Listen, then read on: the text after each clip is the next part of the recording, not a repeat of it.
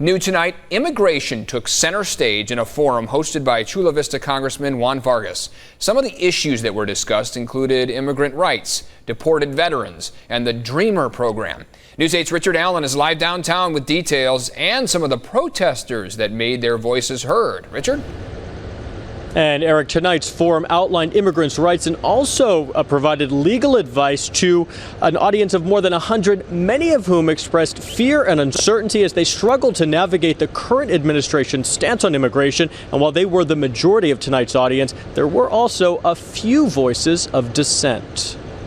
It's just like a buildup of a lot of fear. Anayeli Auza is a dreamer. Her parents brought her to the U.S. from Mexico when she was just a year and a half. Now a junior at Cal State Humboldt, she's advocating for herself and other undocumented young people protected under the Deferred Action for Childhood Arrivals program, or DACA, a program initiated under President Obama and threatened by President Trump. And if we lose DACA, like, what's going to happen to us? Questions like this were the focal point of a special immigration forum Monday evening in Sherman Heights, hosted by Congressman Juan Vargas. Well, unfortunately, some of these dreamers are becoming nightmares for themselves in the sense that they gave all the information to the federal government. So now the federal government has information as where they live, who their parents are, all these sorts of things, and some of them are getting deported now. The fight for citizenship for deported veterans, honorably discharged service members who were deported after committing a nonviolent crime, was also on the agenda. But after they paid their debt to society for whatever infraction they had committed, the gravest injustice was removing someone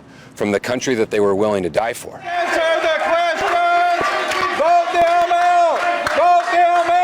And while some protesters spoke out during and after the forum, Your ancestors came from Europe. I'm not against immigration. Did I say I'm a Trump supporter? Many of these community members were more focused on their future in the country they consider their home. I honestly don't know what the future holds for us, and that's also the biggest fear. We don't know what's going to happen with DACA, but as long as we have hope, I believe that we'll be able to do anything. And last month, Congressman Vargas introduced legislation that would help veterans from being deported and also help deported veterans access medical care. Now, on the state level, legislation has also been proposed to help deported vets with ties to California to access legal assistance to help fight for their citizenship. Eric? All right, thanks, Richard.